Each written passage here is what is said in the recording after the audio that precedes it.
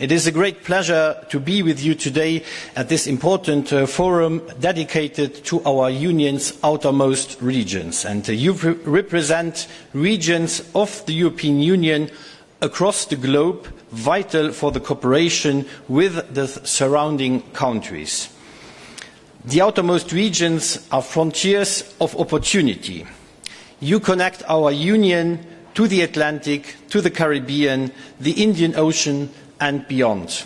And your agriculture products are symbols of quality, diversity and resilience, true ambassadors of European excellency. And your farmers work in quite specific environments that test resilience every day, facing insularity and remoteness, leading to high input and transport costs, limited land and growing climate pressures. And yet, your agriculture activity remains at the heart of local life.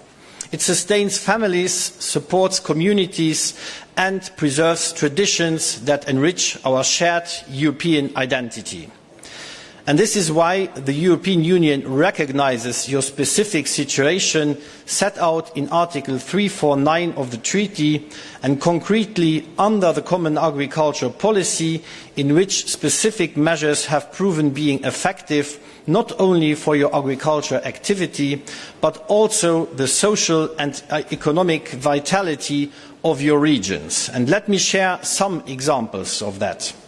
Under the Rural Development Programme Canary Islands from 2014 to 2022, the European Union supported modernisation and restructuration of 1,570 agricultural holdings. Moreover, some 474 young farmers received help to launch their businesses. In the Azores and Madeira, local development strategies under the LEADER approach covered the entire rural population, fostering the creation of around 100 new jobs in each of the regions.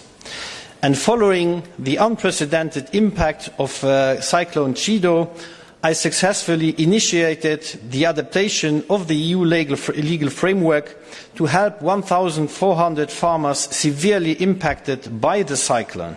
And in total, in the French outermost regions, Guyane, Mayotte, Martinique, La Réunion, but not Guadeloupe, 17 million euros was mobilised in 2025 to compensate over 4,000 farmers for natural disasters.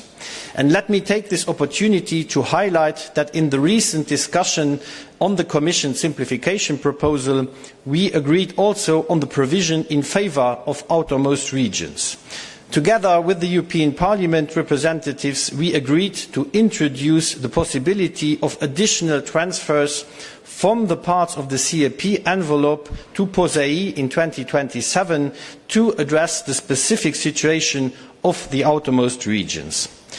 And as we look ahead to the next multiannual financial framework, the Commission's proposal maintains the instruments of current POSEI toolbox, support for local production and specific supply arrangements as mandatory measures under the new framework, the national and regional partnership plans.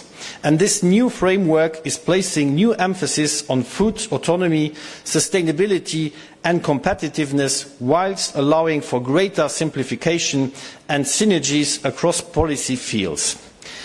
I know that many of you are concerned about the future budget. And let me be clear, while the global order may be in full flux, the need to have a strong common agriculture policy remains. And it is actually more fundamental than ever. And I have always stood firm on this and on the need to maintain the integrity of the CAP tools, including the specific ones that serve also the outermost regions. And in the negotiations and while preparing national plans, sufficient resources must remain available to respond to your growing needs.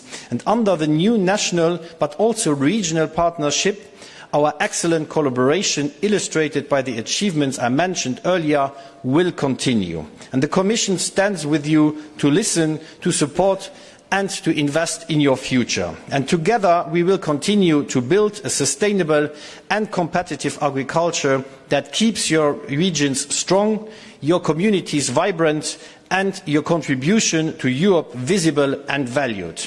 And because when the outermost regions thrive, Europe thrives as well, and that is our common challenge. Thank you very much.